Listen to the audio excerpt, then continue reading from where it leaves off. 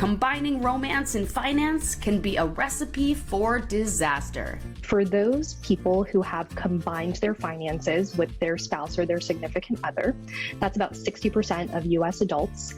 1 in 5 of them have admitted to hiding or lying about their finances or their debt. And this is happening in their day-to-day lives in all different forms. Think of it as things like hiding cash or a big purchase or maybe even a bank account or statement. So before you blend your bank account, Shazia Verji, the GM of Credit Services at Credit Sesame, is helping us avoid financial deception.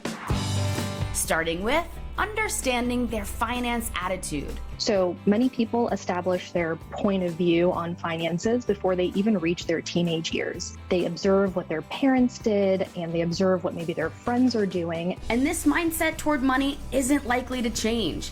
They may be comfortable taking on debt, but you may be committed to living debt-free. So by identifying whether your partner is a spender or a saver, it then becomes easier to figure out how you may make decisions jointly in the future, such as things like buying a home, buying a car, or maybe even opening a joint credit card together.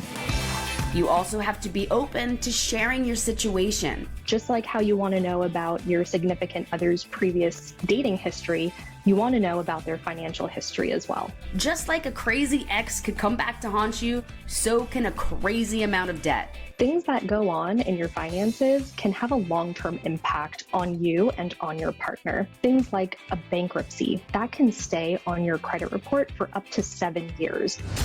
So ultimately, you need to know how their debt affects you. If they have large amounts of debt that they're paying high interest rates on, it's going to be hard for them to save money for any joint financial decisions that you have coming up in the short term and in the long term, since they may be really focused on repaying back their debt. And whether you're married or not, your partner's credit score can impact things like buying and sometimes even jointly leasing a home. So let's say your partner's credit scores from the 3 bureaus are 640, 650, and 660, and yours are 700, 710, and 720. The lenders are going to look at the 2 middle scores, and unfortunately, they're going to go with the lower of the 2. So that would be 650 in this case. That difference seems small, but it is a big deal. And that could actually result in thousands of extra dollars spent over the lifetime of your loan on those interest payments. A bad credit score doesn't have to be a deal breaker, but hiding it can be. It's never too early or really even too late to start discussing finances in a relationship. Saving you from losing your savings is at the top of the list.